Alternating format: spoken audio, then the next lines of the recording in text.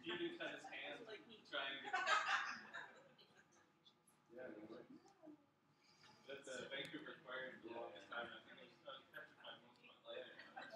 Because the tank that they had in there, they had 2 big cow carcasses that were like just they're fake bones that are in there. To this day, they're still there. But you're like, oh my god, that's oh yeah, man. Just the fake bones.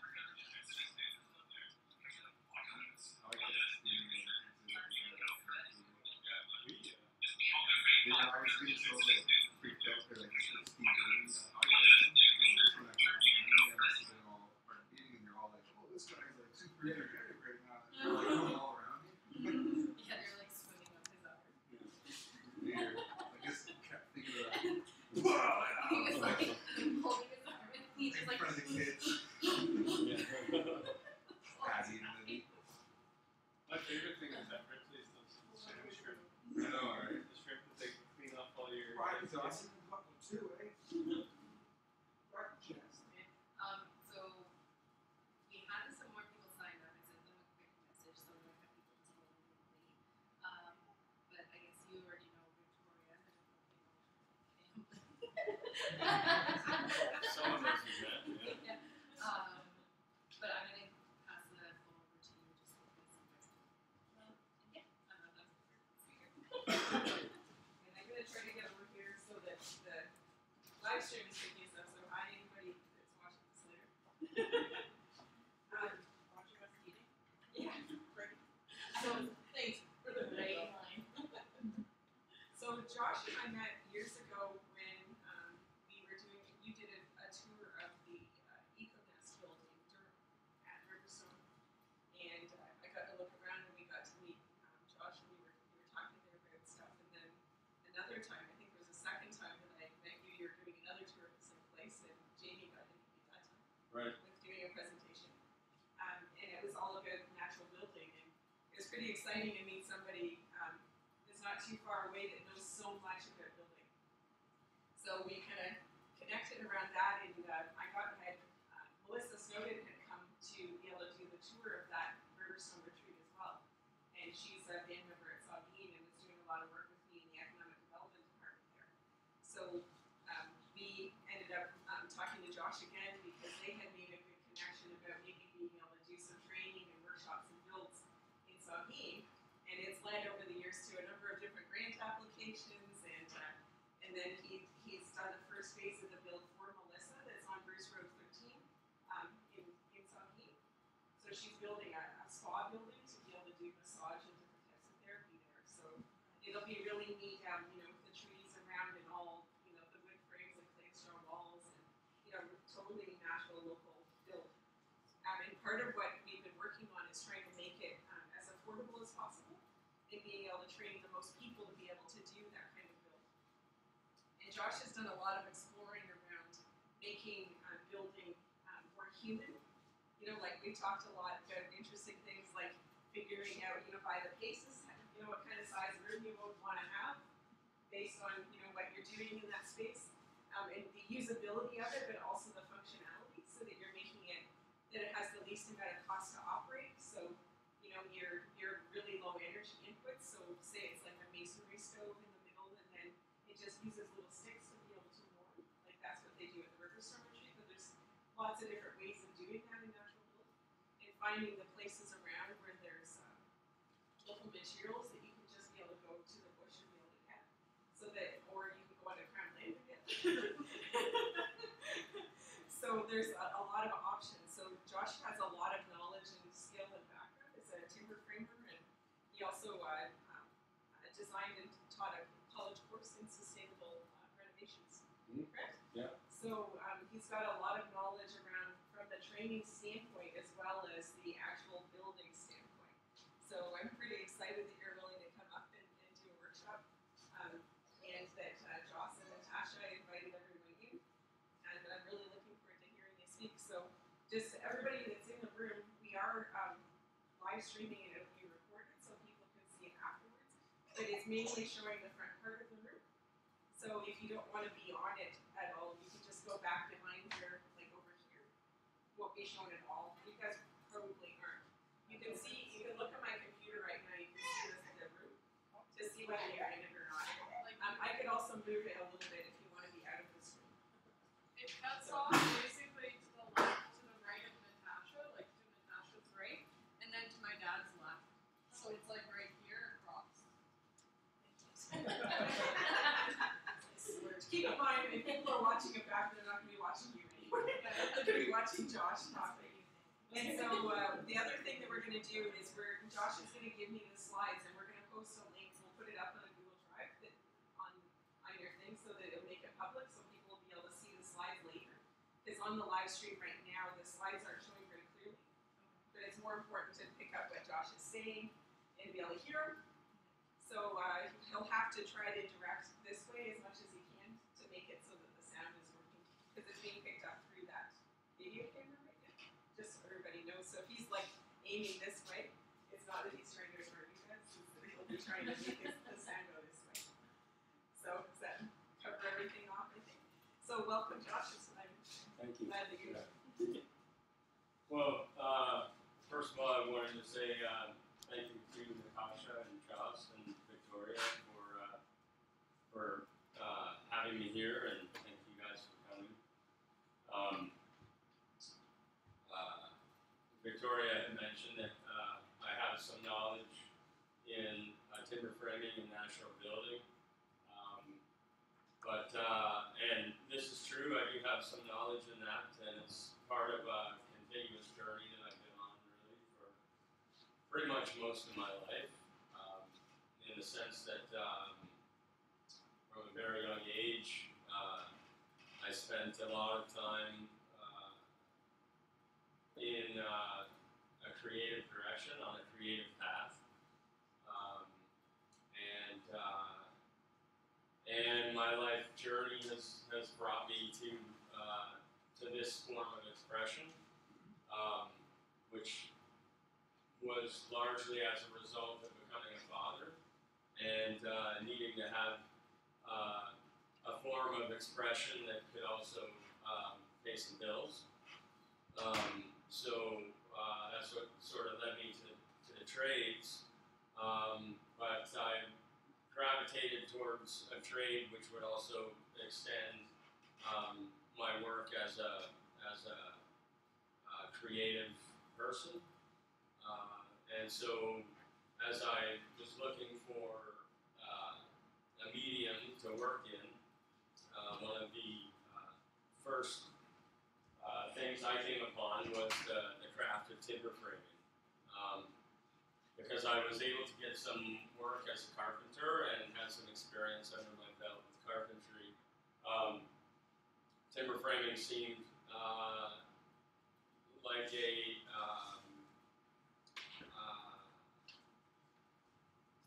an extension and development of the craft that I wanted to pursue as a tradesperson.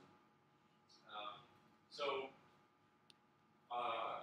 in that journey, I started off working for a number of different shops. I did an apprenticeship down in the States over the course of the summer, and then came back to Canada and worked in several shops as a journeyman all across Ontario, and then I finally settled in a shop in Markdale, Ontario called Thistlewood, and at that time they were one of the largest producers of hand-cut timber frames in North America. We were creating probably between 30 and 40 timber frames a year out of that shop, with a day shift and a night shift. And so that gave me a lot of mileage, cutting the joinery and timber framing in a very short period of time. So some of these slides are from that experience. I have to manually, bear with me here, manually do this on the computer. So at Thistlewood, one of the things that I appreciated that we were doing was we were working with a lot of reclaimed timber, as opposed to using old growth Douglas fir, which was very common amongst other timber frame shops at the time. and so this is, here you can see some of the nail holes from the reclaimed timber that we were using. And that was kind of the beginning of really my desire to think about the impact that the craft that I wanted to pursue was having on the world in general. Really, my primary motivation as a builder at this time was wanting to explore a method of building that was the longest lasting thing that I could build. That was really my primary goal at that time as a craftsperson, was wanting to put the energy into something that would stand the test of time. And so timber framing as a craft is something which there are numerous examples around the world of timber frames that have been standing for 500 to 1,000 years. And so that was one of my first attractions to this particular craft. And one of the things that I was discovering as I was beginning to explore timber framing more and more, and beginning to learn more and more about the history of timber framing, was that this idea of longevity was something that in and of itself was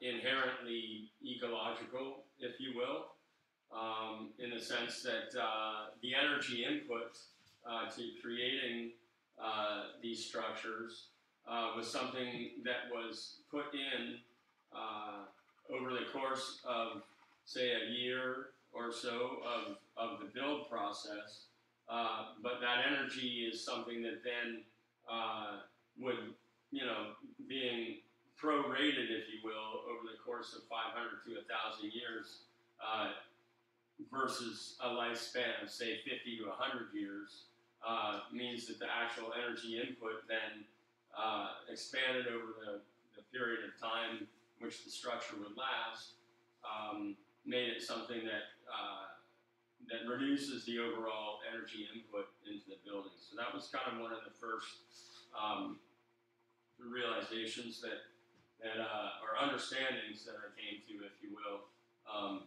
when I was learning this particular skill. So this is a valley roof valley system that I did, and some of this is pretty standard timber framing practice at the time. I got to do a lot of chip carving there, and really developing those basic skill sets for developing my craft as a timber framer.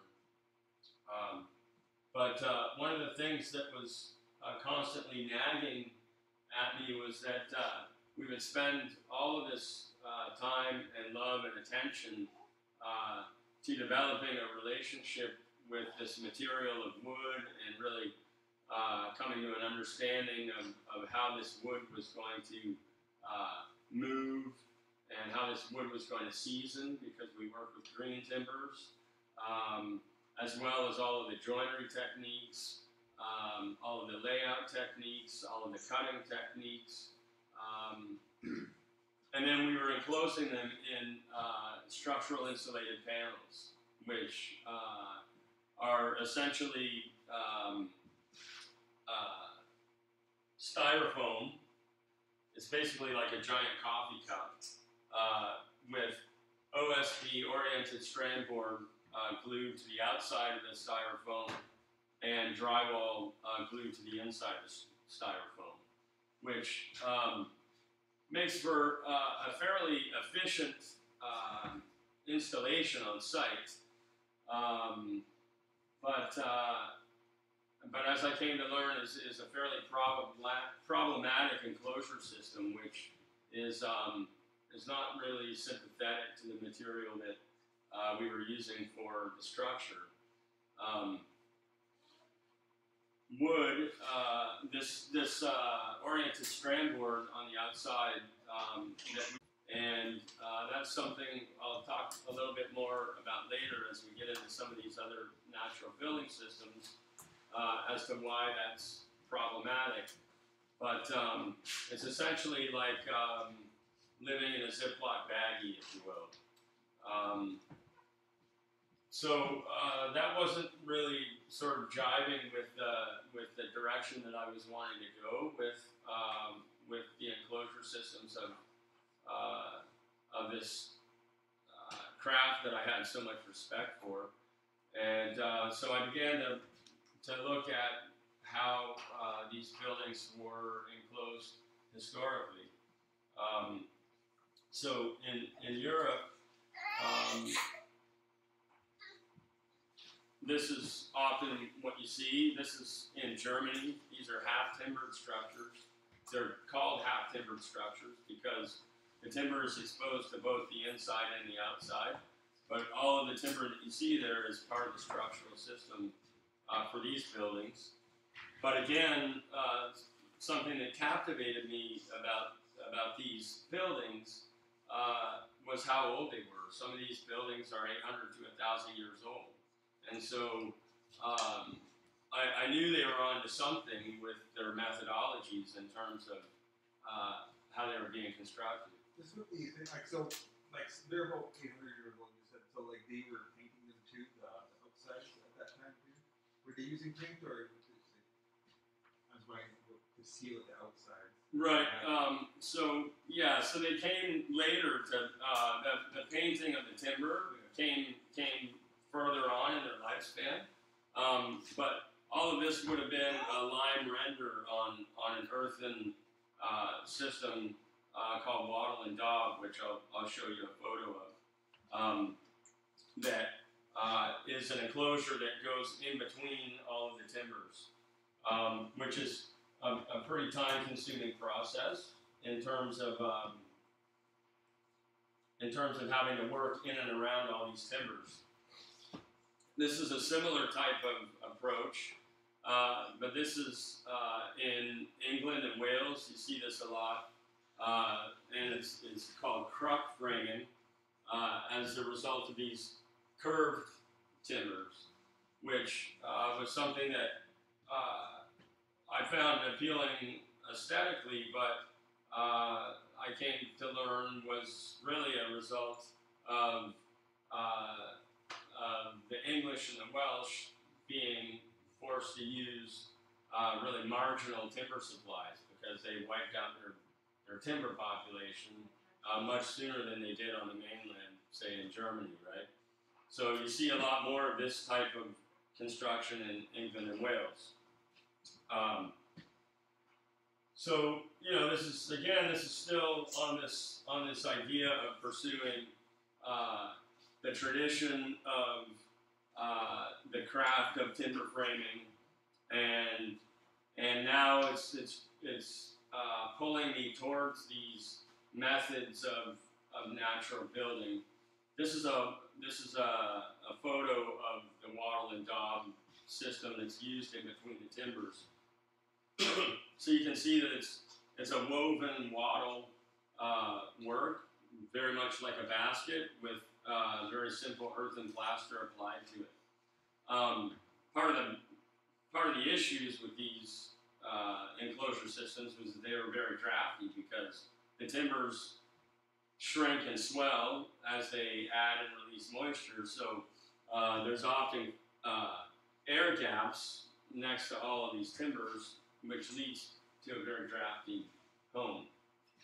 So I knew that that wasn't really a viable technique for building within the context of a code-regulated environment in Ontario, where I wanted to be using natural enclosure systems.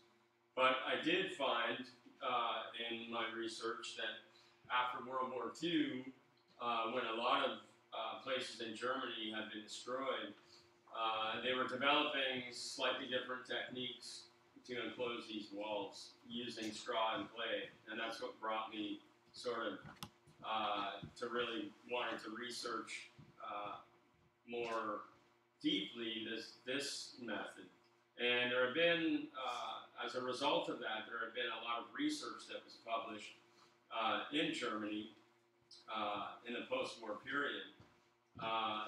But none of that information was something that I could bring to a local code official and say, look, here's the research, because A, it was all in German, and B, they use a different metric system for articulating the material properties of straw and clay. So that was a hurdle in and of itself. So kind of at one and the same time, I'm now in my career, I'm getting pulled closer to something that is more aligned with what feels right to use.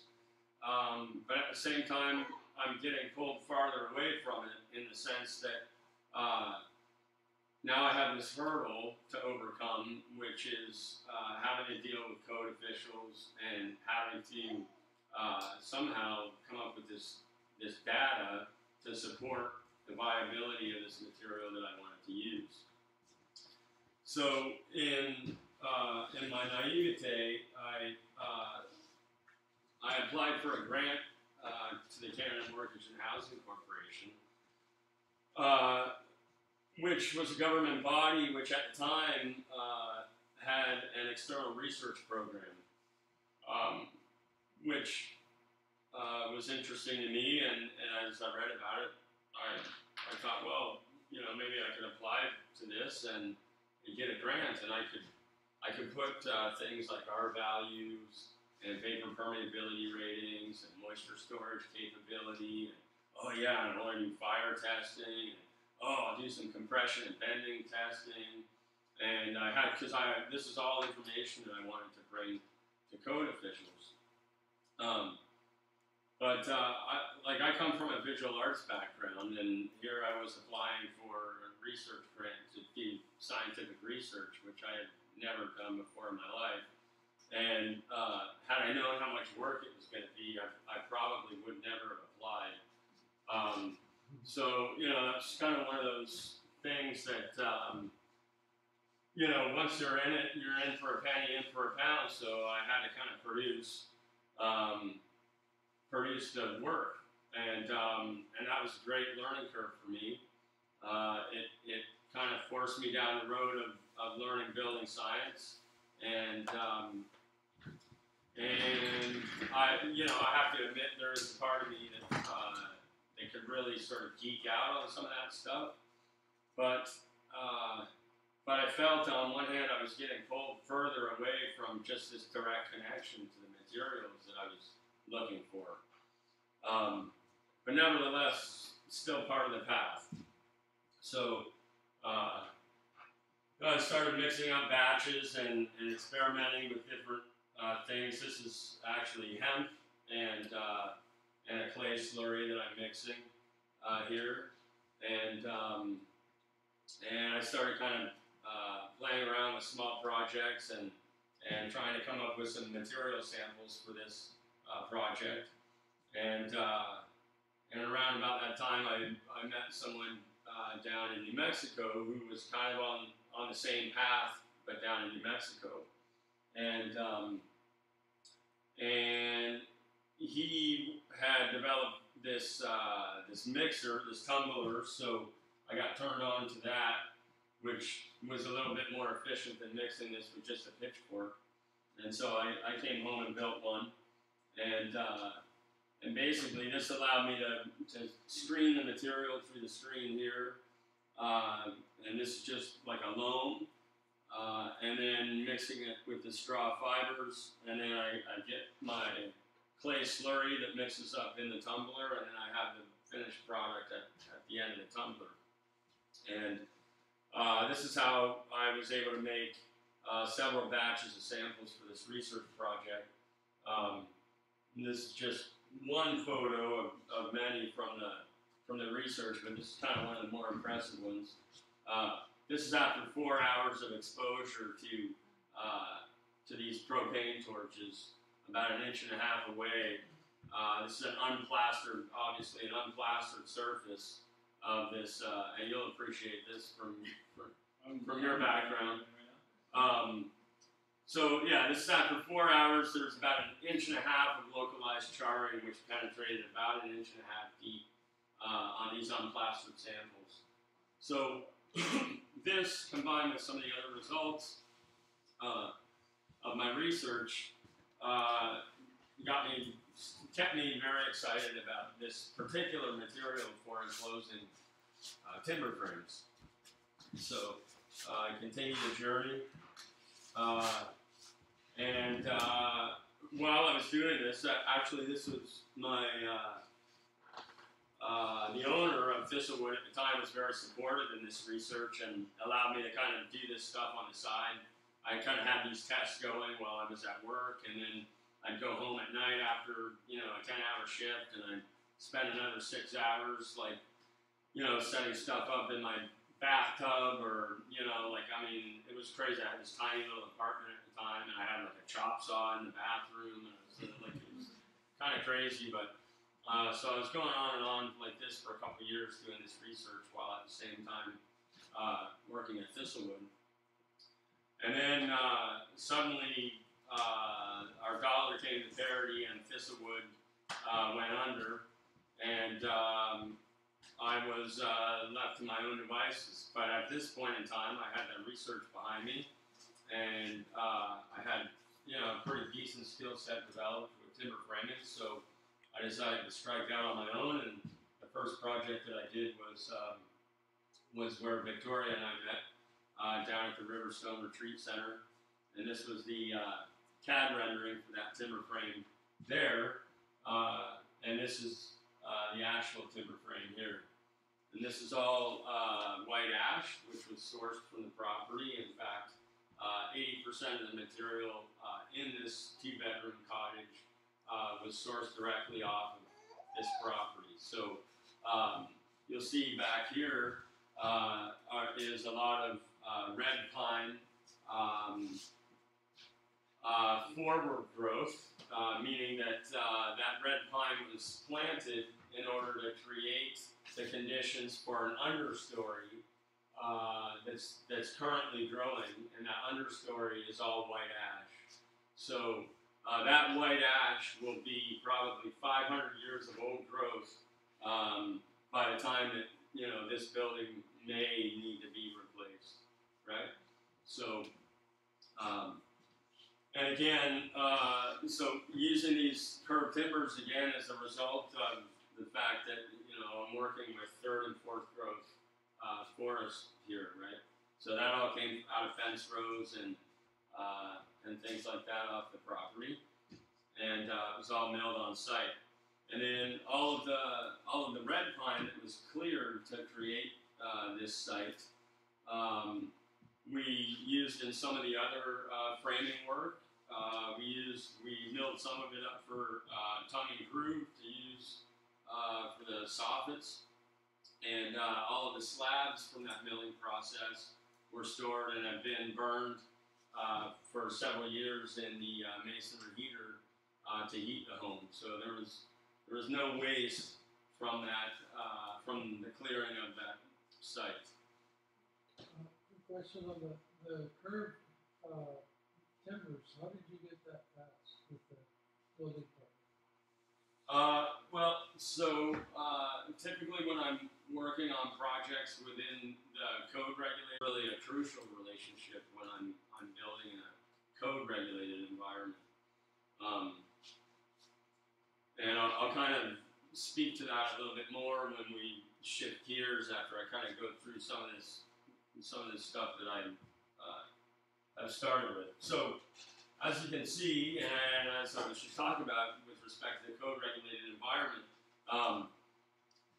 a lot of that is now starting to drive some of the decision-making process that I'm going through in terms of how I'm enclosing this, how I'm approaching the timber frame, how I'm approaching even the design of the home.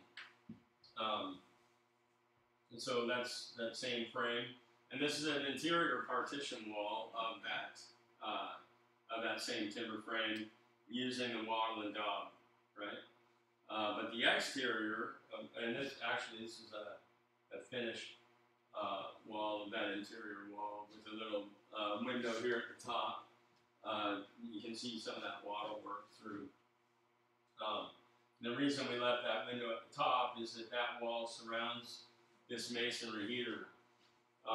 This masonry heater is made from reclaimed brick, and it's a heater that's designed on the contraflow principle, which means that what's happening is the channels that are created in the construction of this heater are created in such a way that it's forcing the wood gases back into the burn chamber for a more efficient burn, and these are known to burn at about a 95% efficiency or higher.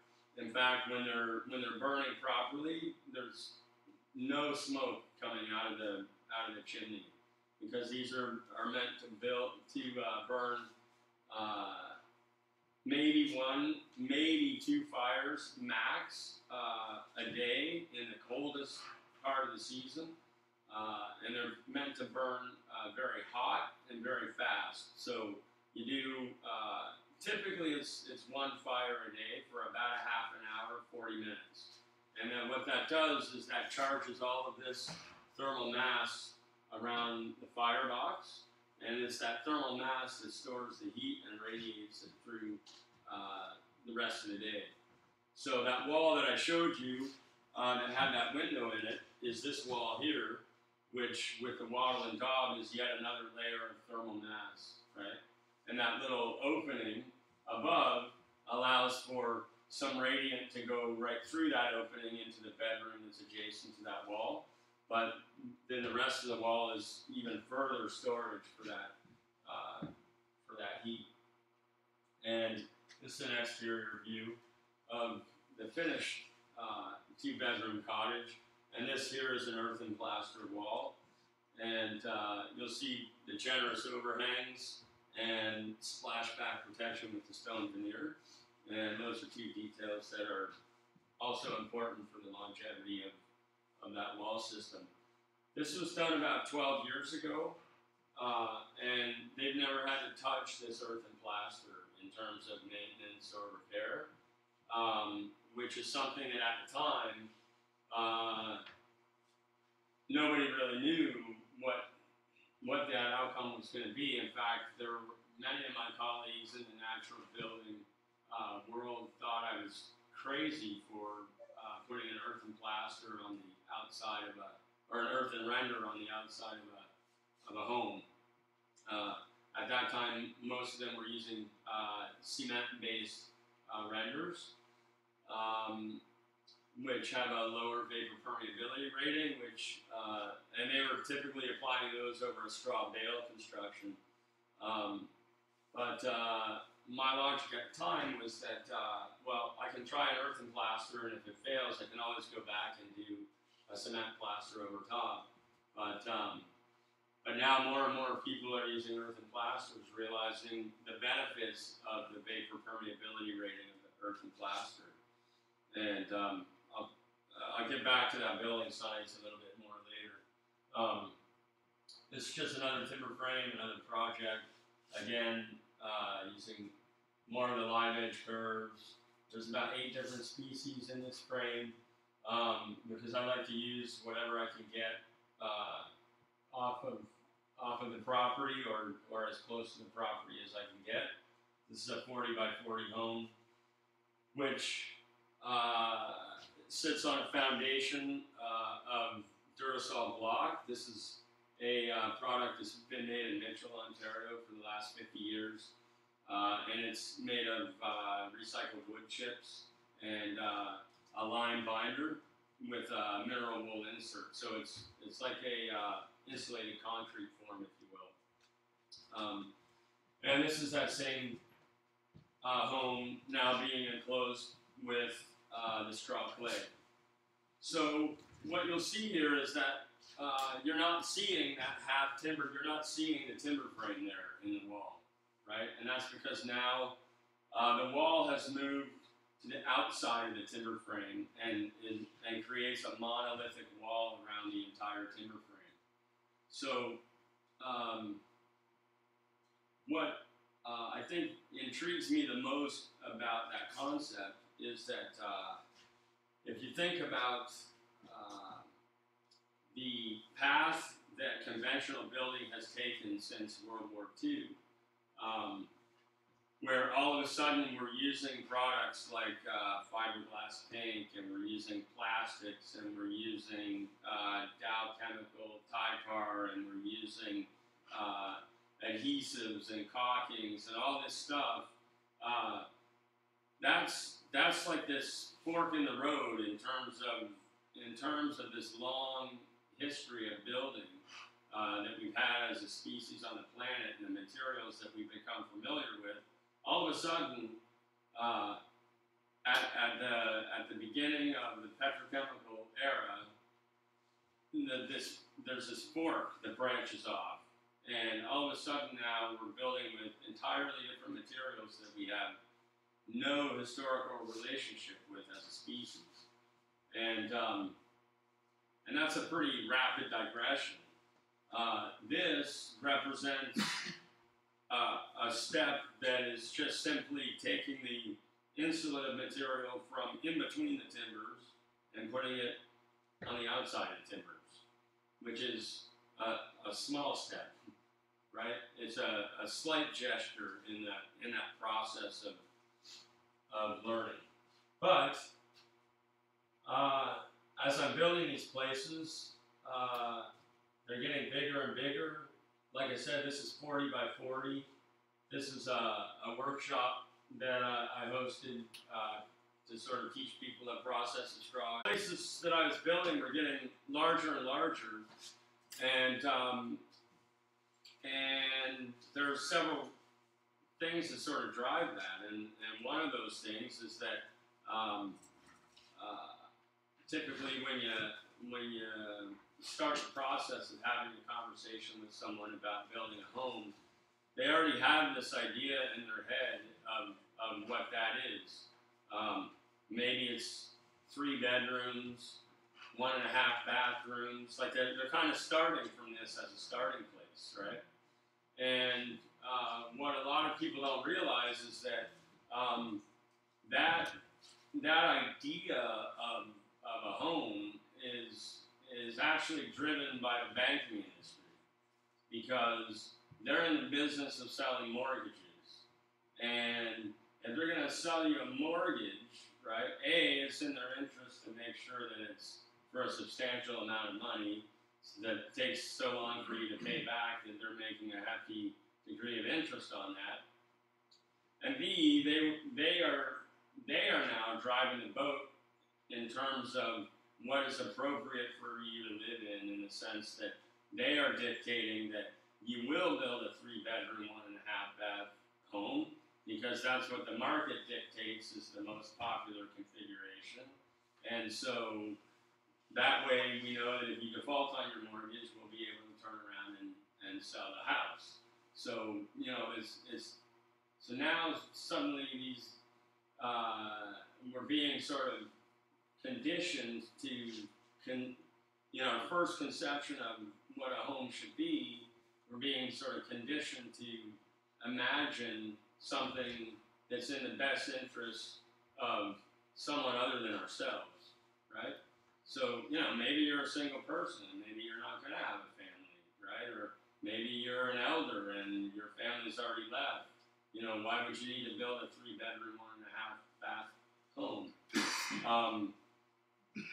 So you said you basically do this on doing workshops, right? That's how you kind of build your home stuff like that. So you get an interested person in, so you clear the lot, and with the trees that are on the lot, that's kind of what you use the materials for the home. Is that kind of what I meant? yeah. So do you do it another way where, if you're trying to develop like a training plan for individuals that are looking for to go into carpentry and stuff like that, and Mhm. for their apprentice hours and stuff like that. Is that something that you've done before? Or is that something that you could? Well, it's something that I've done within the context of of the college program, but not privately, right? So typically, like a private educational workshop is typically the way I would set it up was as a series of workshops that someone could either, sign up and take the whole series. So they have like a timber frame workshop, straw clay, earth and plaster, earth and floors, and then whatever other components might be available for a particular year. And so they can engage sort of in one or any multiple of those. Or they could sign up for an apprenticeship, which would last them the entire summer, and they'd be able to go through the entire process, right? So typically, I would limit that to say 4 people for the apprenticeship side, and then a minimum of 10 people per workshop for each individual component. But that's one model.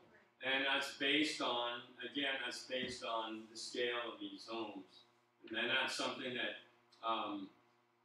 that I'm coming full circle to in my practice is that I'm wanting more and more to discover opportunities where we can build on a more appropriate human scale, right?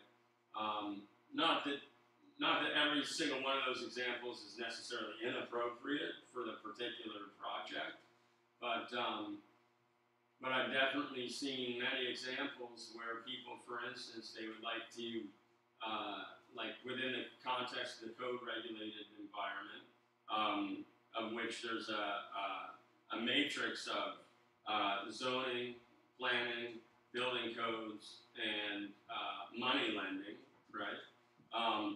All working in concert to dictate what people are able to build. So for instance, I've had clients come to me who purchased a piece of property.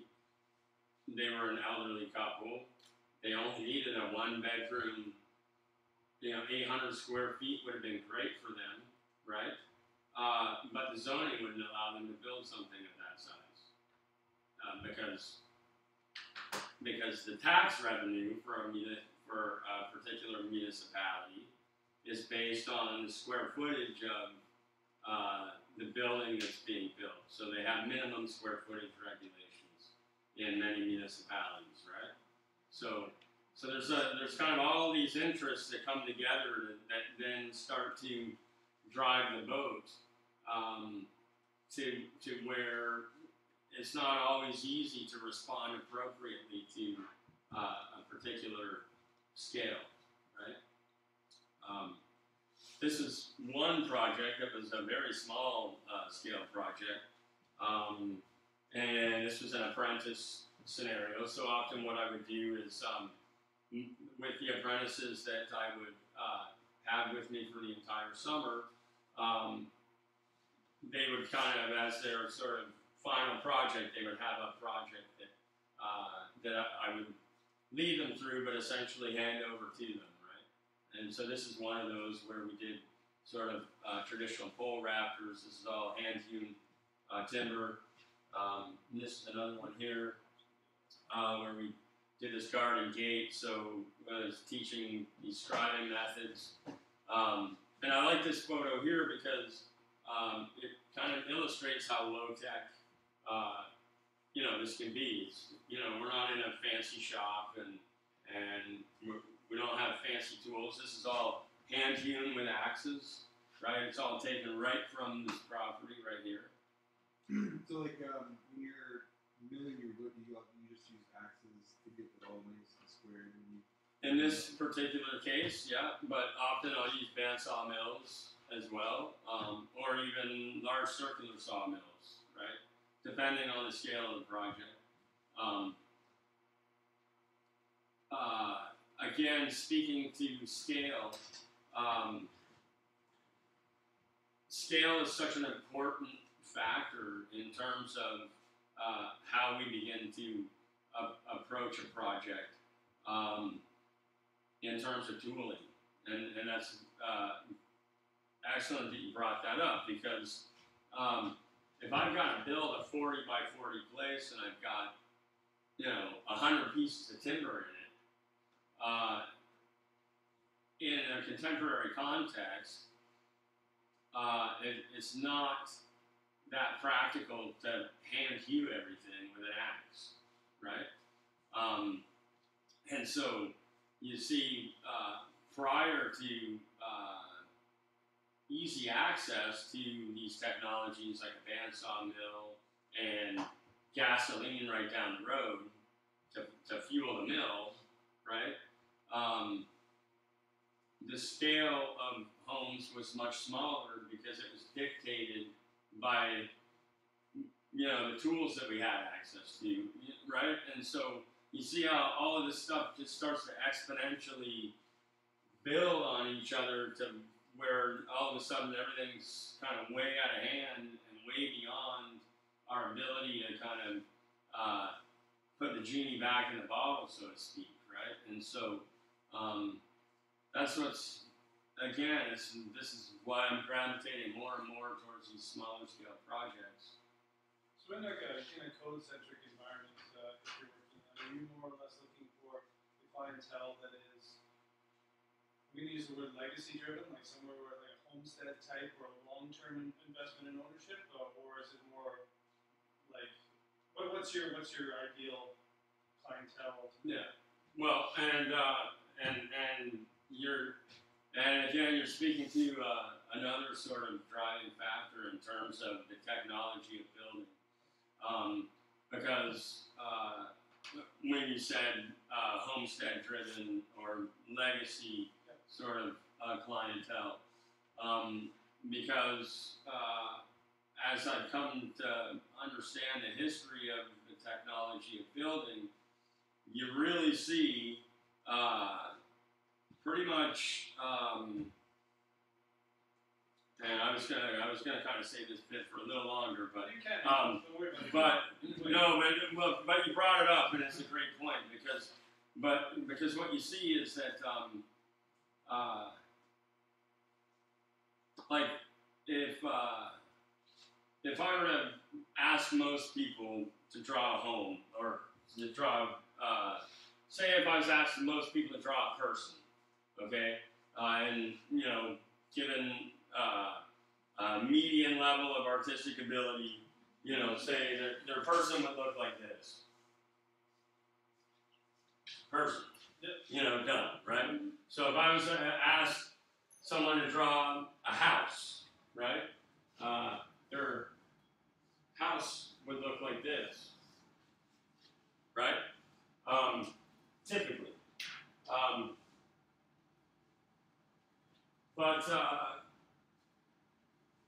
But that's something that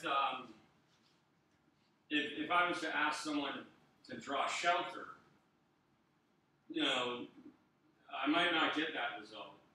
And what I'm getting at here is that prior to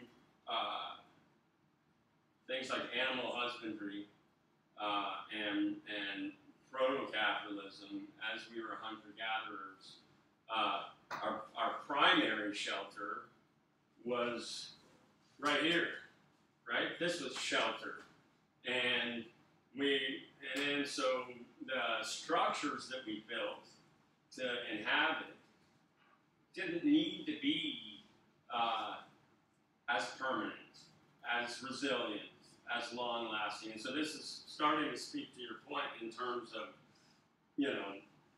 legacy and how long you're going to be there and all this stuff. The interesting thing is that we also are at this time and place where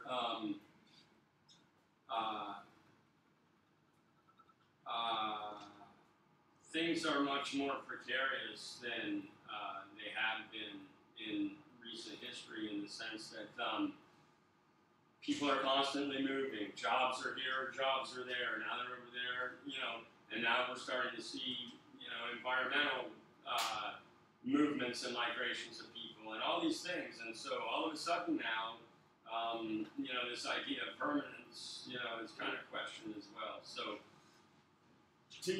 I'm digressing to some degree, but to your point, yes, clients that are building those 40 by 40 legacy buildings are clients who are still rooted in this idea of permanence, which is based on the security of the idea that that capital provides, right? And which isn't necessarily something that is ubiquitous to our species condition on the planet, if that answers your question. Which is why I'm gravitating more towards smaller scale, lighter footprint types of building, because this is something that is those are methods that have been with us for most of our species time on the planet, right? Anyway, so this is the garden gate. A couple of happy apprentices and myself in bare feet there, taking a break from the boots. Which isn't to say that I don't love to do these legacy projects. I've had some phenomenal clients. And again, the idea of longevity has value in terms of, I would like to imagine that one day maybe these will be community buildings, right? And I think they will be, because people don't tend to devalue something that has an intrinsic beauty or something that they come upon and they're like, wow, we got to save this, right? Whether or not it's appropriate for a family to live in anymore, we'll turn it into, like I say, a community center or something, right? And it gives me the opportunity to, express the craft of timber framing. These are a few shots. These were some clients doing their own plaster work here on this other one, which often happens in the projects. I'll sort of have a workshop and I'll show people how to do the earth and plaster. The clients get the hang of it like that, and then I just taught myself out of a job. All right. Because it's that it's that pleasurable to do the work, and B, it's not rocket science, and it's something that I believe that we all have like deeply rooted in us somewhere to work with these materials. Just the same as like all of us have probably built a fort out of blankets, at some point in time, or built a fort in the woods, because that's an expression of something that's just, it's ingrained in all of us as a species. This is that house in the winter. This is driving some timbers to stone. Anyway, so that's some of my work in that context.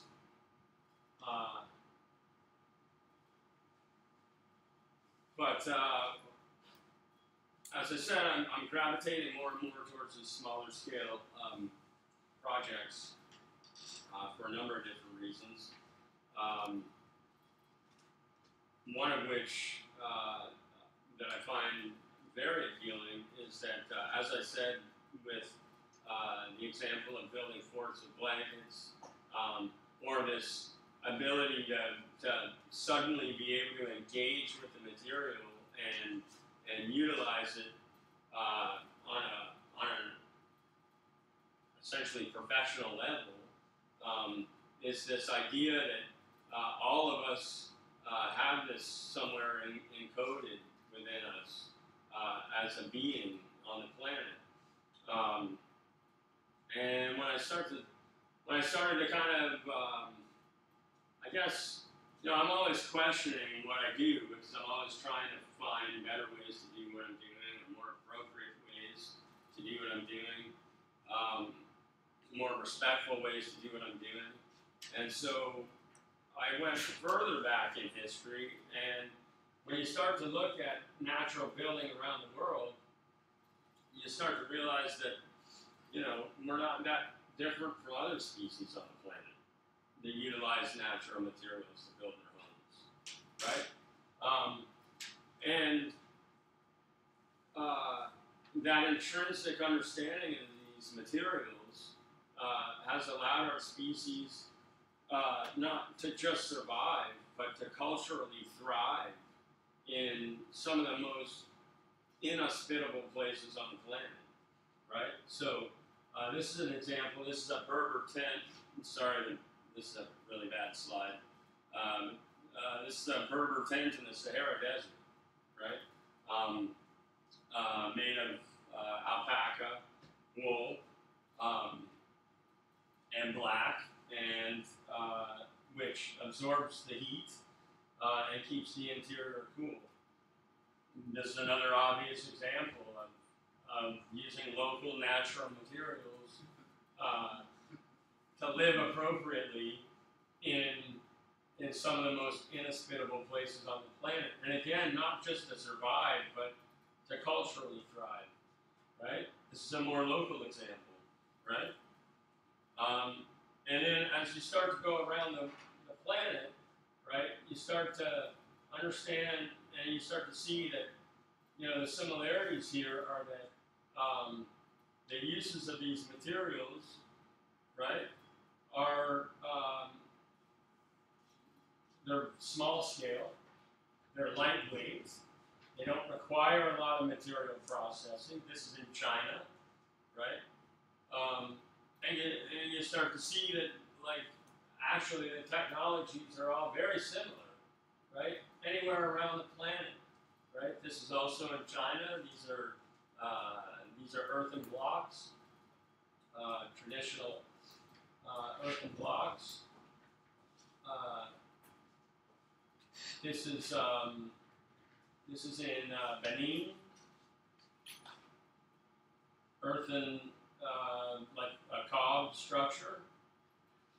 This is Dogon architecture, right?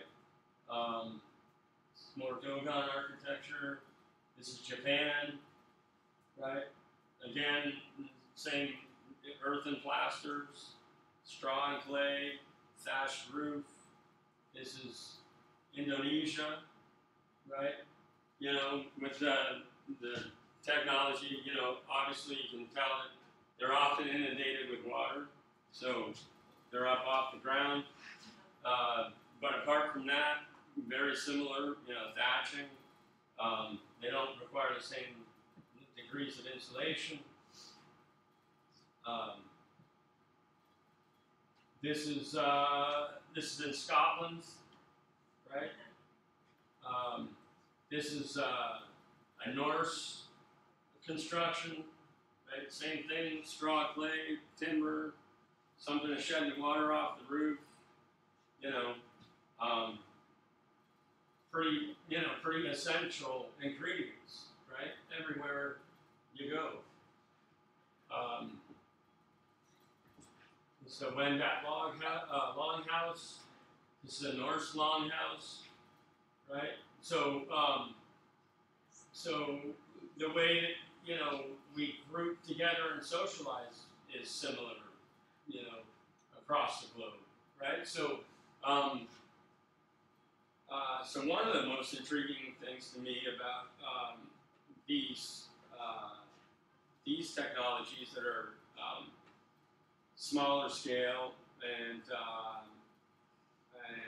easy to access is that it's a universal language, really, that differs only as a response to our local connection to our local materials, is what sort of dictates the different approaches in each of these examples. And to me, that seems like an incredible opportunity to sort of, it's kind of like food or kind of like music, you know, it's this opportunity to spend and to experience things together in a way that we all understand beyond the immediate hubbub of the day, but we all can connect with at a deeper level of our being, right? So, so that's one thing. Another thing is that, like I said, with the materials being, in all those examples, the materials being fairly lightweight, very low processed, and locally sourced, it means that now there's a wider range of the community that's able to be engaged in that process, right? Like something like an 8 by 12 by 30 foot long timber, right? Requires fairly burly people to be able to hump that thing around the job site and get it into place, and fairly large machinery to do that effectively, right? But something like a 4-inch round, 20-foot long pole is something that, you know, a couple of youth can carry, you know, or like earth and plaster is something that like elders can apply, right? And so suddenly you're able to engage like a wider diversity of your local community, which I've noticed on many natural building projects. And the other thing that I've noticed on many natural building projects is that there's opportunities for the entire diverse, range of gender and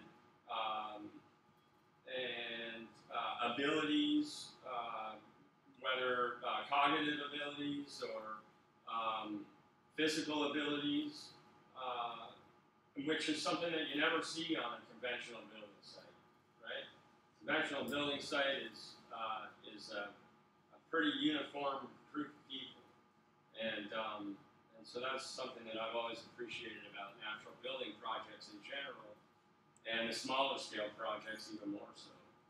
So, in terms of like developing sort of tiny homes or small structures with natural materials, it's kind of like the perfect combination of appropriate scale with those materials. So that's kind of where I'm at now with my practice in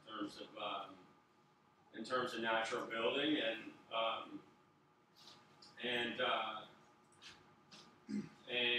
with respect to the materials, there's beyond those physical qualities that I just mentioned, there are qualities that relate to building science that are far superior than any product that you could ever buy off the shelf. So going back to this whole research project that I did with the CMHC, I had to really dive deep into what's known today as the building sciences, and one of the things that I began to discover in my research was that I started to research all of the problems that have occurred with conventional building techniques, and some of the techniques that have been recommended since that post-war period, all through the 60s and 70s and 80s, which has led to a lot of problems with, in particular, black mold, and rot, and buildings that don't last, products that as I began to sort of look for what that common thread is with all of those problems, it typically comes down to moisture and moisture-related issues. Because what happens is a lot of those products are developed in a lab, right? And they're developed by scientists in a lab under steady state conditions, which looks great on paper. It makes their products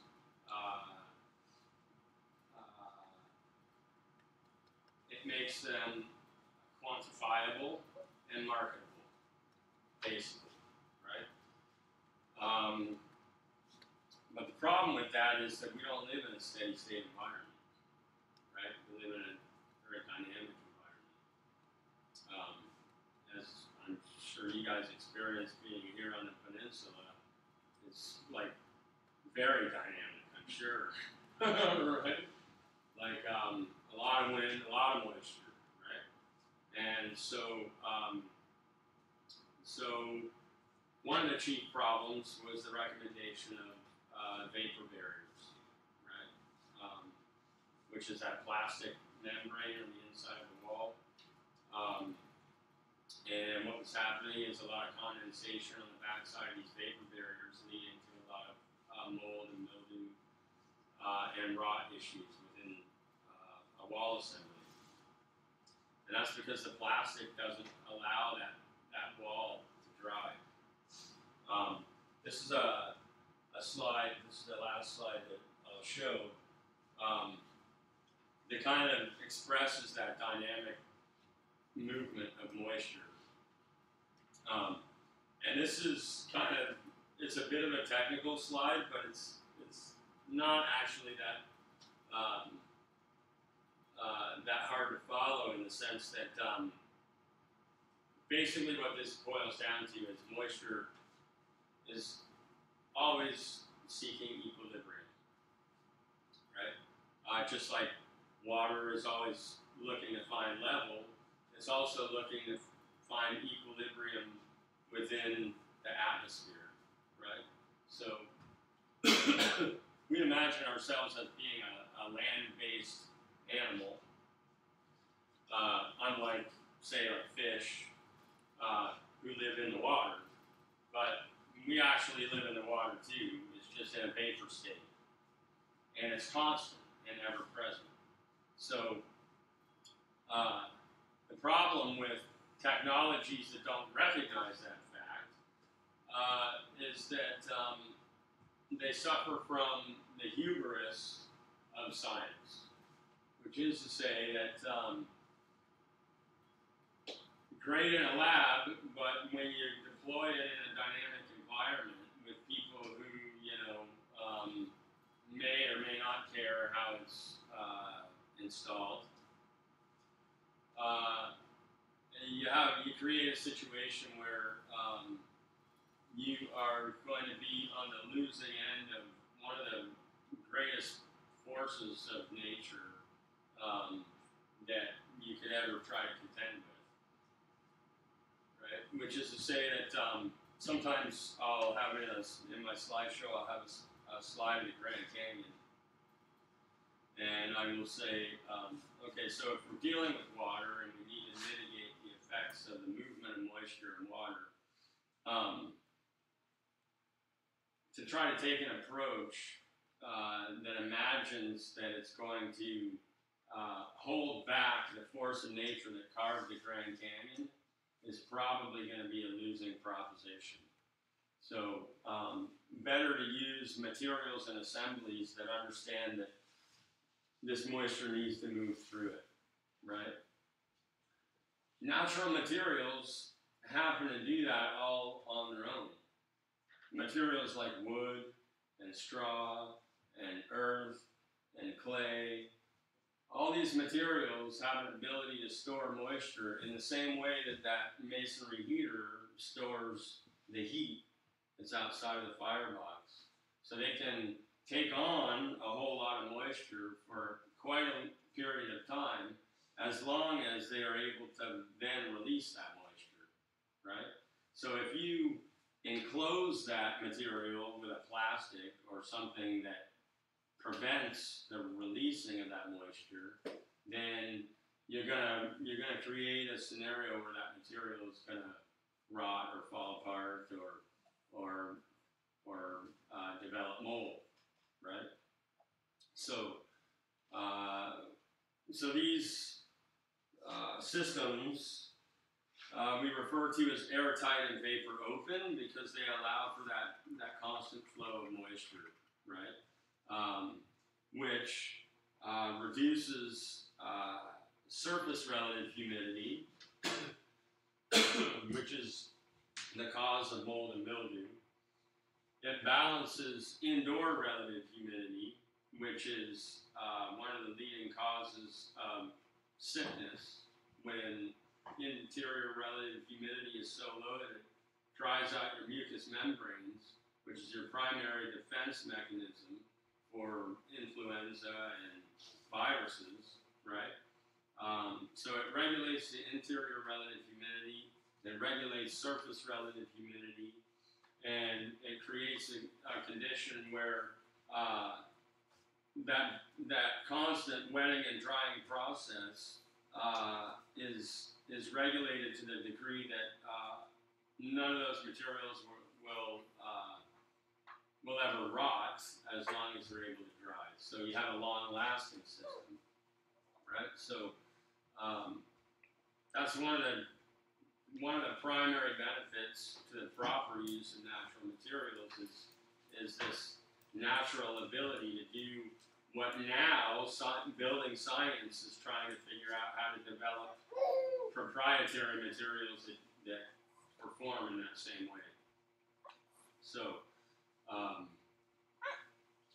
that's sort of another case for using local natural materials beyond all of these other social benefits that we've already talked about. So you had talked about working with colleges and stuff like that. So is there a educated level that individuals need to be at? Because I know when you go through your apprentice and you go through the but you want to be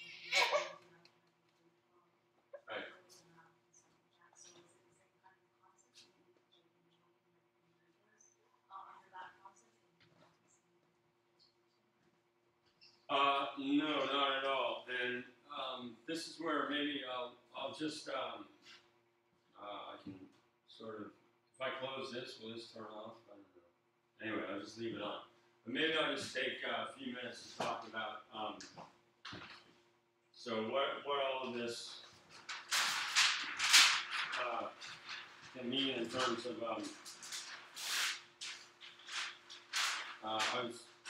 Victoria and I were talking earlier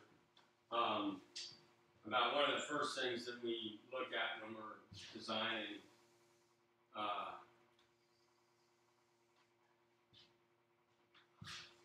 home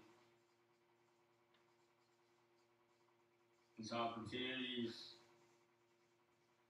and constraints. And if I can read into some of what you're asking, it sounds like you're talking about what kind of opportunities there are. Is that fair? To sum it up that way? And I would say that none of any of what I've talked about is something that is recognized or quantified really right now in the context that you're suggesting. Which isn't to say that it can't be a part of that process. So that's at one and the same time, that's a constraint, but also an opportunity. Which is to say that I've found it personally to be an opportunity in that I'm one of very few people who's been down this path for long enough to be able to put together any number of materials with this degree of understanding, but I don't have. It's not like I have a piece of paper that says that I can do that. The only thing that says that I can do that is the work that I've done, right? Because you said you worked at CHC also, so. Well, that's true. Yeah, okay, so that's true. And so that's an opportunity to develop something. So you can develop that knowledge, and then you can contextualize it down that path. And that's something that can be done within the context of a group of people that's motivated in that direction. Does that make sense? Let me see if I can. Go ahead. I've got I think I kind of catch where you're going with this, and I've been down a very similar road, very similar story to yours. Yeah. In the world of renovations for accessibility and people with mobility. Right. That was my specialization for 10 years. Yeah. So it was not recognized, and even still, DC being very, very forward-thinking, hadn't quite got there to recognize that yet. So me as a specialist in that area, CMHC came to me.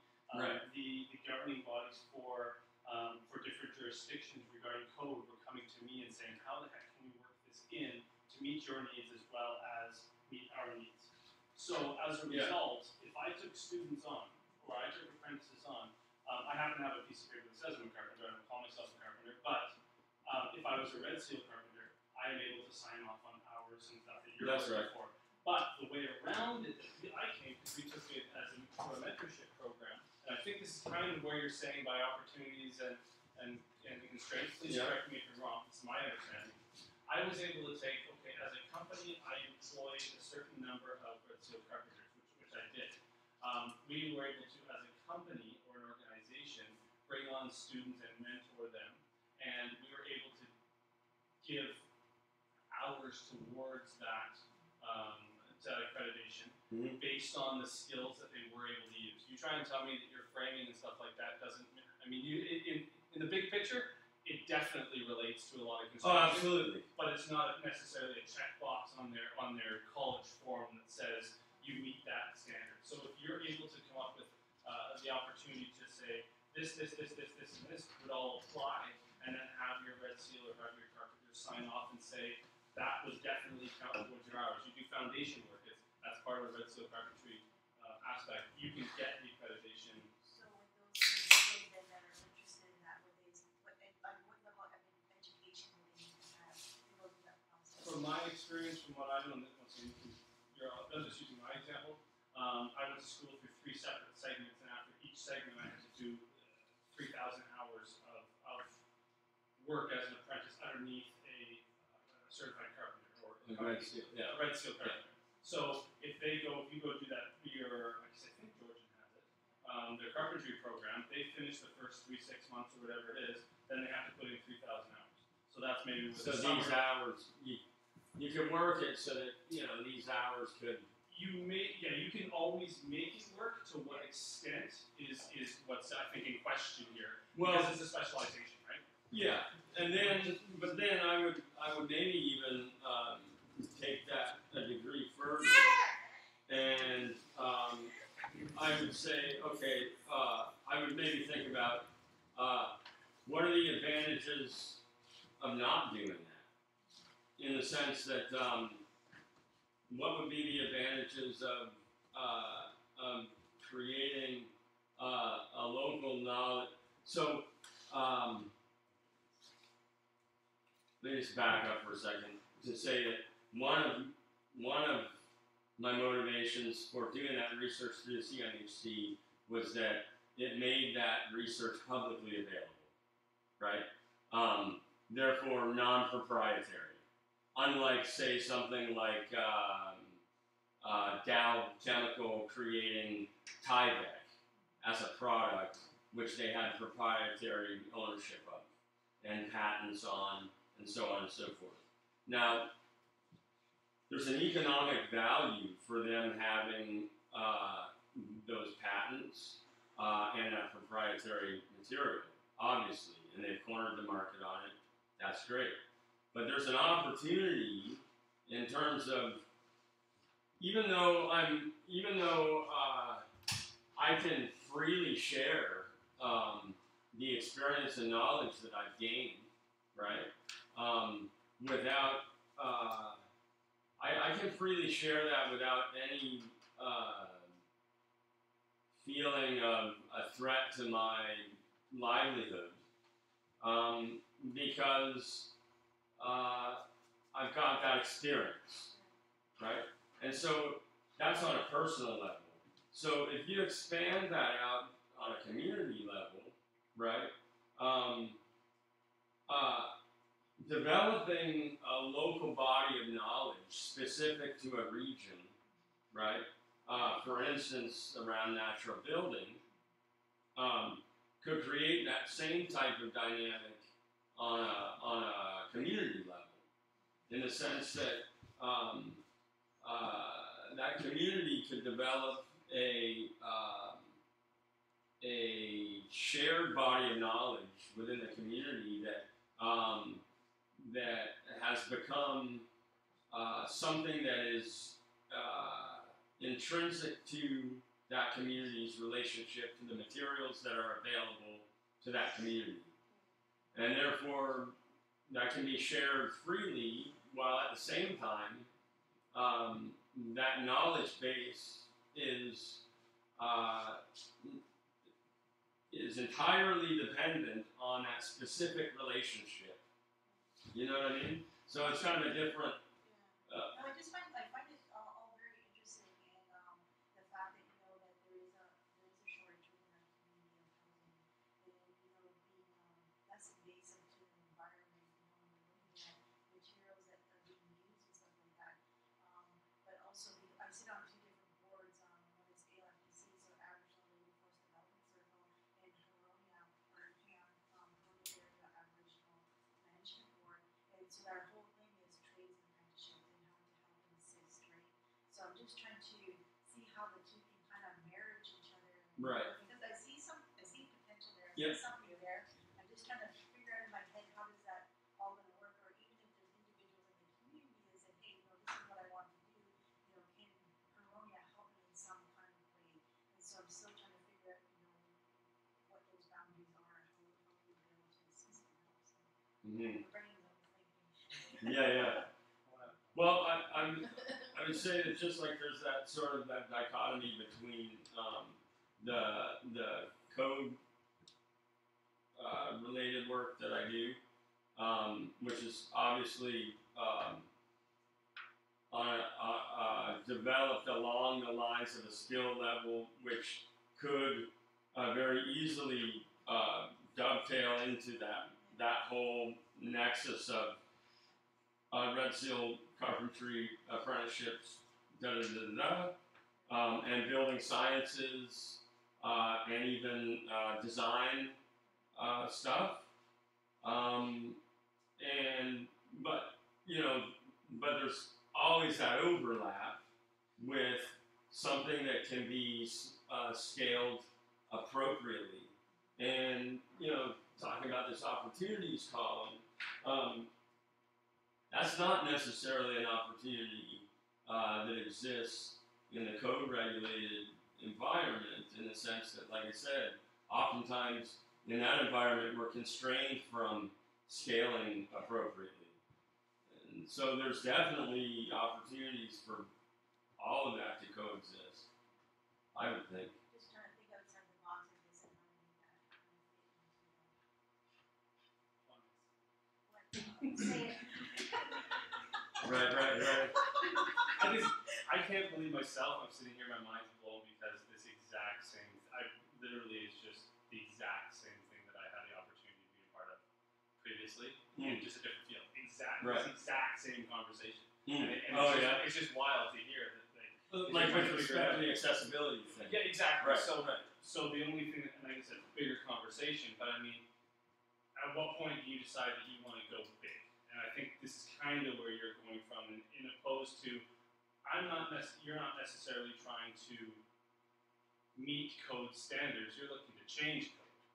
Like not change code, but be accepted and being like, look, this is a whole new avenue that does this, and this. Yeah. And if you're educated in that and sustainable within your community and all those things, you can create your own kind of rule book. Right? That's it. Yes. Yeah. Entirely. And that's exactly what we and I'll show you. I'll share it with you afterwards. Okay? And that was exactly what it was. And then of course consumerism got involved with it and capitalism got involved with it. So it's a matter of how do we make money off that. So all you do is you just create your own certification, and That's then it. you just need people to buy into that. So my company created a gold standard program for a safer home certification. It didn't mean anything to 98% of the world, Right. but to that 2% that were living this and wanting to have this model in their life, it meant everything to them. Mm. And that's exactly, so that's what I'm saying. I'm just sitting here going, this is crazy. Right. Yeah. So yeah, no, and I can see your minds just, how do I meet up? And that's awesome. That's awesome. So yeah, that's just my 2 cents. Sorry. Right. Start planting trees now. What's that? Start planting trees now. Right. You were to plant 100 trees. I don't know how much you can make up. How many houses you can make. Right. Well, within 25 years you can harvest them Right. and cut them down, and there you go, mingle banner and whatnot. So you have a couple of fields of 100 trees. You have a whole cycle of like 25 years. That once you go from your first point, Yeah. your trees will all be nice and straight. And those Yeah. hills, Yeah. right? Yeah. So, Yeah. It's. I mean, it really is. It does become an opportunity to plan that many generations ahead, right? And to create something that that could be a self-perpetuating sort of opportunity in that sense. Yeah. Yeah. I just had a little question to jump off of that. Yeah. Do you find like from a normal lot that you get enough wood? Say you're trying to build an average sized house or like a smaller house, like how much land or how much wood, like how much land needs to be cleared or how much wood needs to be cut generally for 1,000 square foot house or something Right. like that? Do you know? Do you have any? Well,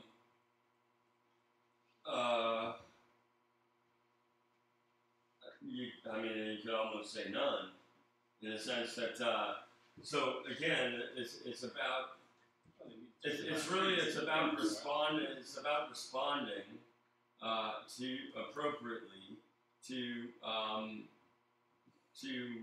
the opportunities that your local resources provide. So, obviously, it doesn't make sense to build a straw clay log home in the Arctic. It makes sense to use ice blocks. So in that sense, you wouldn't cut any wood, right? And so if timber is marginal and minimal, then you're going to be looking to develop it. And this kind of goes back to what I was talking about as part of that conversation, which was that that specific response to a specific region is something that can only be developed through a relationship to the land, right? You can't, I'm showing slides of what I've done as a response to under a whole other set of circumstances, but all of these, and they may or may not have been an appropriate response, that can be argued. But the idea is that you're looking to respond appropriately to the inputs that you have.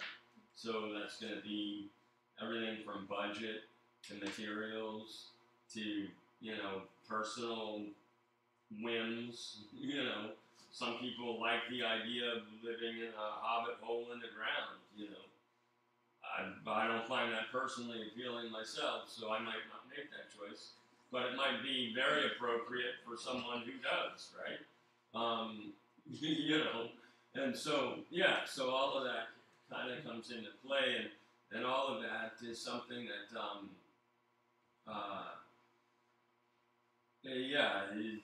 develop as a community, and I mean that's another sort of constraint that goes into, well, what kind of help do you have, right? And what are they able to do?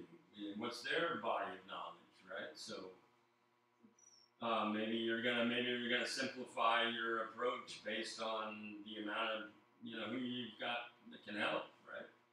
So your current, maybe I missed this right at the beginning here, but your kind of current model, is this more like a do-it-yourself by workshops type thing, or do you have, is it your company or a company you work with or run that has a crew to do this kind of stuff, or how is it currently set up, or is there? Well, did I miss where that was trying to go? currently I'm just a guy trying to pursue this passion of mine that I mean I've had crews. I form crews depending on, if I got 4 jobs lined up, and I've got people that I can draw on, and I can say, okay, like I've got these 4 jobs locked and loaded. I need you here, and I'll subcontract out. Currently, I'm moving more in the direction of design and consultation. I have done. I mean, I'm fully equipped and tooled to contract a job. So I kind of flex to what the opportunity demands, right? But really my interest right now mostly lies in trying to train other people and find out. Like I'm very much a big picture kind of guy. Like I like to kind of think about the kind of bigger things than necessarily a particular project and that. And so for instance, some of the most exciting opportunities to me recently have been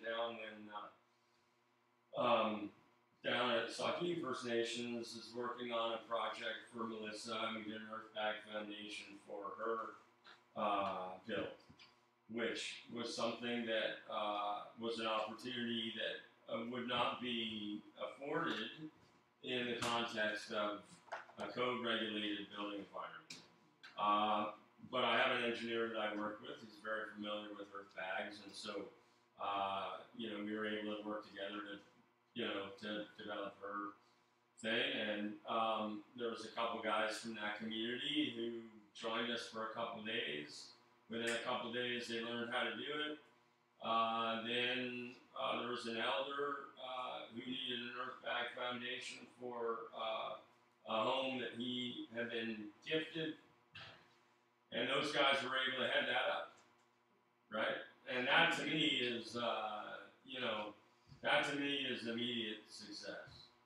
Like I enjoy opportunities like that where I can engage with other people and they can kind of take the ball and run with it. Now those guys, if there was any other Earth Bag project that needed to be done in that community, they'd be the first guys I'd call, and I'd be like, hey, that thing, you want to do it again, right? And that's perfect for me, that kind of situation, right? Because I'm happy to come in and design, consult, make sure everybody's on the same page, and then they can take it from there and run with it, right? Until such time as they don't need me to even do the design consult anymore, right? That's like perfect. I like to sort of plant seeds, right? So, yes. Did you have a question? You were. Yeah. The spa, how long did that take? Is it finished now, or? No, we did phase 1 because that's sort of what the budget allowed was to get to phase 1, and then the idea is next spring we'll go back and we'll starting in the spring we'll start in again, and in the summer we'll be scheduling earth plaster workshops and earth and floor workshops and likely a rocket mass heater workshop and that kind of thing down there. So we'll be continuing on in the summer. So Are these builds, are they kind of like, do they include like electricity and stuff like that? Do you have to get electricians to go in and? yeah, like I mean, typically I subcontract stuff like that, right? You know, like I said, I'm more sort of on the design project management side these days than the build, like the hands-on side. But it's certainly something that can become part of a wider training program. Is how to integrate all of those mechanicals into a project. Everything from solar to you know, HVAC, heating, venting, air conditioning, all of that stuff. How to approach all of that stuff in the context of natural building is definitely something that, you know, I've incorporated into larger educational programs, which can have a hands-on component. Yeah. You like do water heating and when you do like the stoves and stuff, you do copper and stuff in the middle of the stove? Sorry? Like when you do the water, you do the water heating like the old ways too, like copper water heating and I have incorporated those types of loops into projects before. Yeah. Again, that's typically in conjunction with like an engineer that specializes in that field. But again, like in terms of the an educational context, that becomes an opportunity where, you know, we just bring the students into that whole process, right? How to have those conversations, how to make some of those decisions, you know, how to take that and plug it into a line item budget and weigh the pros and cons or the opportunities and constraints of a given technology and whether or not to, you know, that's appropriate for a given project. I was just thinking you know, like the reclaim brick that you guys did, would it be feasible or even doable to like put that around like the heating thing? Yeah, well, I mean, that's exactly what we did in there. We made a heat exchanger inside that unit, and we used it to dump heat into the radiant floor system. Yeah, and actually, even that wasn't enough. We had to dump more heat out because it was still like producing too much heat. So then we wound up running that into a radiant system that melts the snow on the sidewalk. So you have to shovel? No.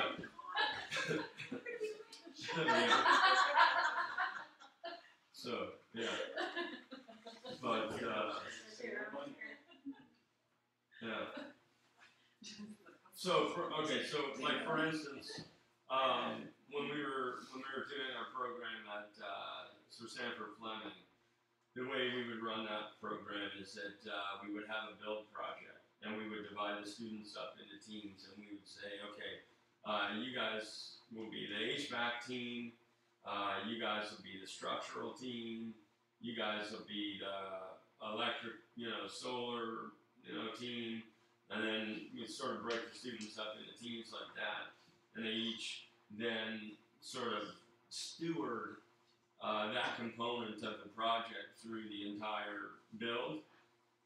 So they're responsible for sort of researching the different options, getting all the quotes in, plugging that into the budget, you know, going through the decision-making process, and then incorporating their final analysis into the project. So that's kind of, you know, how that kind of ties into like the educational process. Like that. Sorry? Where's that, in Lindsay or? That was over in Halliburton. Yeah. But I didn't stick with that because the way colleges are run these days are like, it's like contract to contract. I mean, there's no, you know, so I was like, I could really justify relocating my family to Halliburton for a semester by semester, even though they were like sure that it would go, but just, you know, it's like, well, you know, I can be that precarious, just like doing my own work, you know, like, you know. So yeah, that's why ultimately I didn't go that route. I almost was gonna apply there for that program. What's that? That was one of the programs I was looking at. Oh yeah, I mean, it's a great program, you know. Like I thoroughly enjoyed doing it, but I couldn't. It didn't work logistically for me to relocate my family. So, yeah, but you know, and when I had enough opportunity here that I could just kind of do my own thing, you know. So. So, you're working in Georgia now, or? No, I'm just kind of freelancing. I'm kind of doing my own thing. So, yeah, like I'm back to this sort of private model where I'll book like a series of workshops for next summer, and there'll be 1 week workshops, and we need 10 people to make it fly, and yeah, and then you know, we contract the job. So, you know, I'll have 2 or 3, you know, paid people there stewarding the job, ensuring levels of productivity, and then the participants can come and then the focus is on the education for the participants of the workshop. But I'm assured of productivity by the fact that there's, you know, actually employees that are working in behind the workshop participants. So that's kind of the way I do it on a private scale. Yeah. The house you're doing, solid there, what's the interior going to look like? Is it going to be a lime type coating, or? The question is, what does the interior look like? Yeah, what's the finish going to be like inside? It'll be an earthen plaster, and earthen plasters can be they can be painted or pigmented, meaning that you can incorporate a pigment into the plaster, into the finished coat, which is often the preferred way to go because of wear and tear. Like, so when you abrade the surface, if there's wear and tear, then, you know, it doesn't broadcast itself like it would if you had a painted finish. And what keeps animals from boring through? Sorry? What keeps animals from trying to bore through? What keeps animals from trying to bore through? Mice and the fact that it's like they don't really like eating clay. Like it's like so with straw bale, there's no with the straw clay. So we're talking about the distinction now between straw bale and straw clay. Straw bale is basically bales that are then plastered. The straw clay, like I showed you with that mixer, I'm mixing a clay slurry with the straw fiber so that all of the straw fibers are coated with a clay slurry that then dries, right? So that makes for a much more resilient wall system with respect to moisture, which is to say that I could leave a wall like that unplastered for 10 years and it wouldn't have a negative effect on the straw clay material, whereas straw bale, if you let that unplastered, the wall would rot like very quickly. And then, you know, the problems with mice and stuff. But having said that, straw bale is still, you know, it's not a bad system. I call it a 100-year system versus a 500-year system. You know, it's an entirely appropriate response for certain situations. And, you know, one of the things that I always take note of is that, especially in the early days when I would be talking about natural building systems, is that often people are like, well, what about mice? And what about bugs? And I'm like, well, do you have mice in a conventional home? And they go, well, yeah. And I'm like, and? You know, right, for some reason, when we're talking about natural materials, people are like, well, what about that stuff? But if I was presenting conventional building materials, people wouldn't even ask the question, right? You know, it's an interesting, you know, scenario. But yeah, I find with the straw clay, like, it's like bomb-proof. Another aspect to all of this natural build is the whole idea of all the toxins that go into conventional construction, materials. People don't realize they're full of formaldehyde and different resins, and they're all gassing into the house and they're breathing that in. That's right. Where natural build, you don't have any of that. That's right, and in fact, there hasn't been any definitive research on this, but there's been a lot of tangential research with respect to the properties of clay and its ability to absorb toxins. And it's my belief that a straw clay wall system would actually essentially detox any air moving through that wall, or any moisture moving through that wall. All of the toxic components would be adsorbed into the clay components. It's often used to clean up brownfield sites, and or people ingest clay to clean out toxins. So That's an interesting idea. yeah, so I would be willing to bet that if someone spent the time to research that, that's what they would find. Yeah. The hemp research that you did you kind of do it below the radar before it was legal? I was fortunate enough. I was doing that down in Tillsonburg, where I made some connections with people who had legal.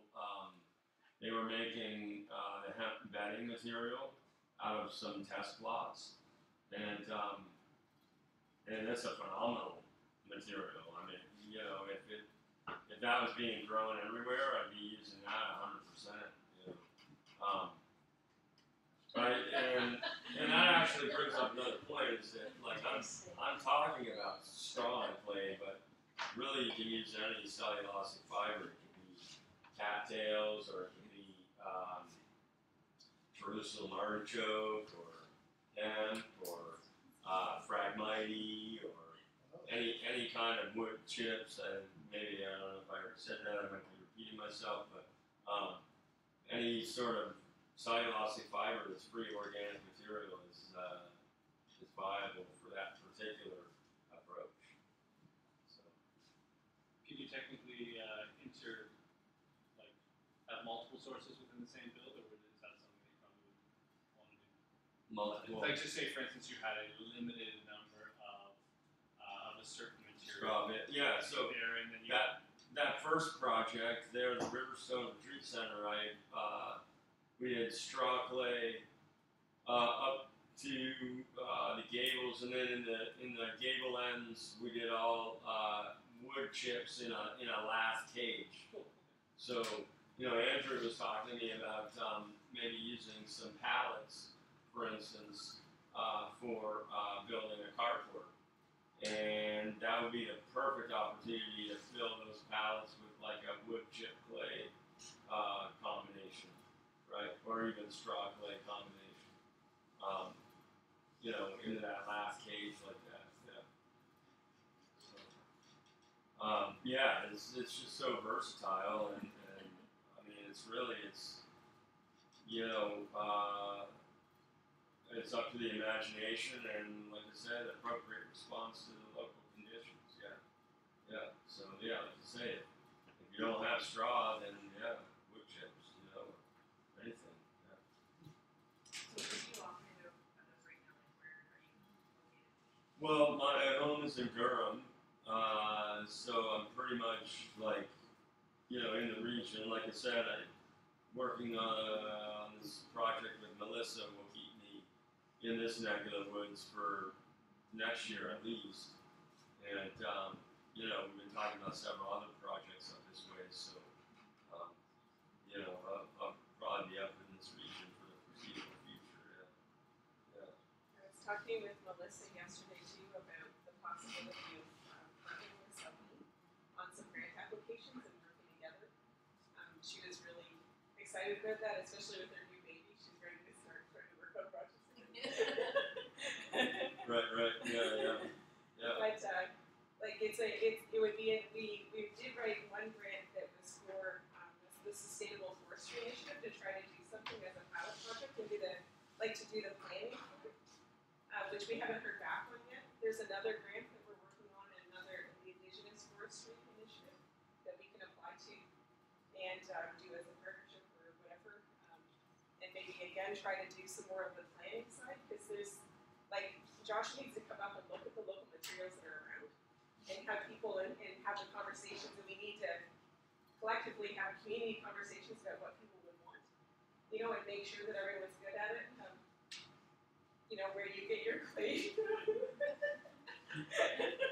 Sweet corn. What's that? Sweet corn. Yeah. I got a question. So, with all your experience working with wood, what would be the best wood that for your timber framing? What was the best wood would you say to build out of? Whatever's close. No.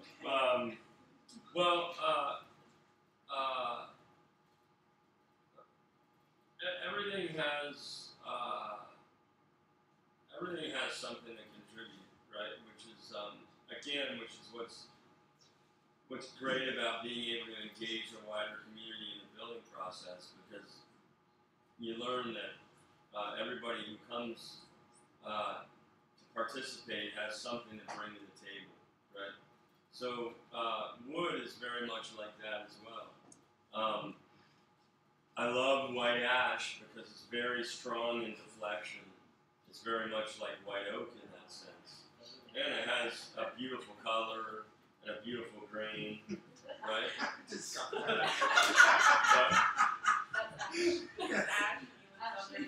beautiful white ash. So I went and harvested black ash, and I was black ash for the longest time. All the stories, and now these guys jumped on me like, part of the course, so that's good. Right. I like poplar. I like poplar a lot because poplar is a species that grows very rapidly and has a very short lifespan. So it's almost it's so rapidly replenishable that that it's nice to use in certain applications. Like you would use it for structural beams or anything. Yeah. Yeah, that radial floor joist system was largely poplar and larch, right? Larch is great in terms of it's got a moderate rot resistance, so it's nice for certain outdoor applications or applications that are going to be exposed to heavy moisture. I like white cedar for certain applications like sill plates. I like white pine is nice and easy to cut for novice timber framers who are learning to cut joinery, and it's fairly accessible. Cherry I love as accent pieces just because the grain is so gorgeous and it's fairly strong. So yeah, I mean, there's no real one answer to that, and really, I'd say again, that's really the ethos of natural building is that so many of the, on my drive up here, I'm driving past houses that I could see in Texas. They could be in Ohio. They could be in California. Same house, right? Like, so everybody is always trying to sell the silver bullet solution to, like, oh, this is the way to build, right? And that's really driven by an economics that is totally disconnected from any type of actual living experience, with materials. And so, so one of the things that you experience, the more and more you engage in this type of building, is that, this just doesn't, it's, whatever works is the right solution, And these things like, I used to love to bring out, I don't have them here, but I used to, I'll mime it as if I do. I used to bring out my code books, right? Big book there, another big book here, another big book there, right? Thick volumes, right? And, and I used to ask people to look at these thick volumes and imagine what these are attempting to replace. What information are these books attempting to replace with scientific, quantified knowledge? And the answer to that question is that they're attempting to replace traditional knowledge, right? Which is to say that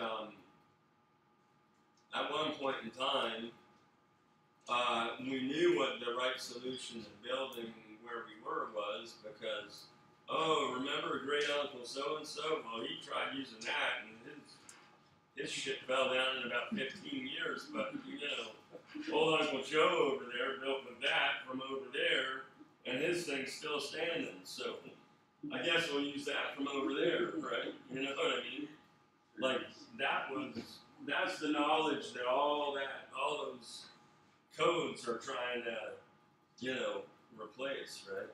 And so,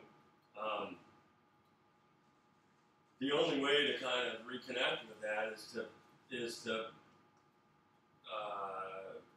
regain that material, that relationship to the materials, and go through that process of going, oh yeah, right, like, poplar's good because, all that shit's about to fall over anyway in the next windstorm, and, I can use that here in this house without feeling like I'm, cutting down some, like, 800-year-old cedar tree, you know what I mean? You start to understand that, like, just because you're paying attention, and that's one of the things I value the most about being so blessed to be able to work this way, it's like, kind of just getting a sliver of, just a little taste of what that's like, a person my age back in the day, like, would have had reams more knowledge than I had, like, I have like an elementary knowledge based on, relative to, but even just to get to taste that is like, it's pretty amazing, so.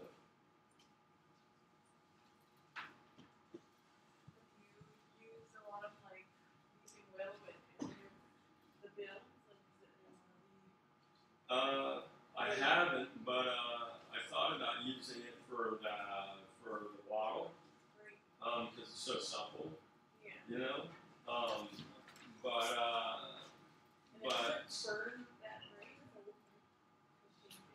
what's that? It doesn't burn the best, so No. I think it would be good for like the wood chip materials possibly. Yeah, it could be, yeah. If you had one that like fell over or something, or like was gonna, had already sacrificed itself, kind of thing,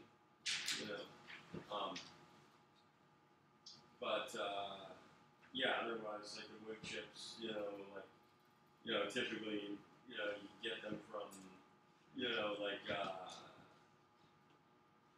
from arboriculture, you know, like where people are limbing trees and blah blah blah, and you know, you get chips that way. You know, it's kind of, you know, try to take it from the least impactful source. You know. So, yeah. Right on. Well, I think that was wonderful. I mean, it's 7:30, so Oh, okay. Yes. Oh, right on. Cool. you've been talking a long time. Yeah, right on. Well, thanks, you guys. That was for, awesome. Really, you know, thanks a lot for coming. doing that. Yeah, On board. It was getting late. right on. Sure. No, I just wanted to thank you for coming up. Oh, that's beautiful. Thank you. And I hope that we can make some more connections and have you ever Oh, absolutely. spread some knowledge. It'd be my pleasure. Yeah, my Try honor. to thank some trees for you. So Yeah, What's well, that? my mind is already turning. I'm sure that I'll be hearing some more Right on. feedback and stuff like that, but all really good conversation. Oh, thank you so much. Yeah. Oh, right on. I wasn't really sure what to expect, but it kind of blew me away. Like, you're choosing more projects. Oh, cool. Yeah. Yeah, cool. Thanks. Yeah. Well, it would be great to you know, see where this goes, and you know, hopefully some people start getting money.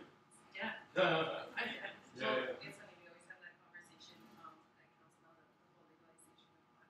Yeah. The hemp is the way to go. Yeah. It's like doing it. Cool. That's where you should go. We got lots of land to grow. Oh yeah. Yeah, for sure. Right, yeah, I think we'll having some a resource like you and a connection like people so are great in those conversations. So Right on. Yeah, I'm available. Yeah, I'll make myself available. Yeah, for sure. Thank you. Right on. Yeah, thank you so much. Yeah. Did you get some food? What's that? It's a little cold, but did you? No, I haven't gotten any, but I had a bite on the way up, so yeah, I'm good. And it was poutine, so it's still sitting like a rock. Yeah. Was it local? Oh, that's yours. And you've got